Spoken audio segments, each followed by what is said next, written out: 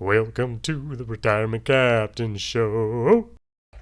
Your captain here. How much do I need to retire?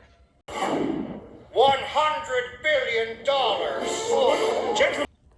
Honestly, it's probably the most commonly asked question about retirement, and I have the answer. How much do I need to retire? Well, I have two words that are wildly unsatisfying.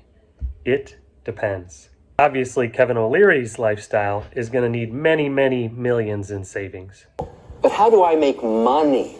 While at the same time, a single man who lives in Mississippi, who has his house paid off, who lives within his means, 65 years old, he could retire on $1 million in savings easy, right?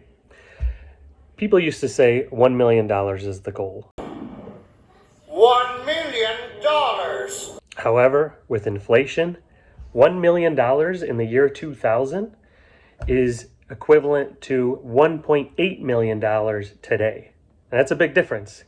At that same pace, $1.8 million today will need to be $3.2 million in the year 2050. So if you're thinking now, okay, I'm going to retire in 25 years. Okay, so back to the question at hand. How much do I need to retire? Look, people do it all sorts of ways. The most common way is budgeting. That's where you're starting with zero. It's your base, and you say, okay, how much do I need to live in my lifestyle, what I'm comfortable with, and you're adding up all these expenses. That's one way of doing it, right? I'm going to give you a different way. It'd be the opposite, where you're taking today and you're saying, what is my income? And then you're subtracting what you don't need to put money away for in retirement.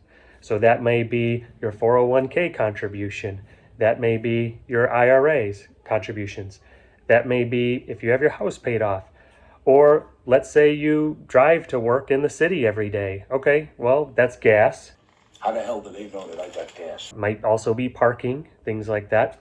And those all add up, and you can kind of subtract or estimate based on subtracting off of your current income to get to what your lifestyle currently is and what you might want to maintain in retirement. Lastly, double check your tax rate in retirement, because that's obviously something that's a little more controlled than what it is while you're working. And that number, my friends, is the answer. Okay? Obviously, it's not the same for everybody, but that's the answer for you. Post any financial questions you might have in the chat. I'm going to do an episode dedicated to answering those questions that come in. If you enjoyed this video, shatter that like button. Subscribe for more content, obviously. It's time for our all aboard quote of the day.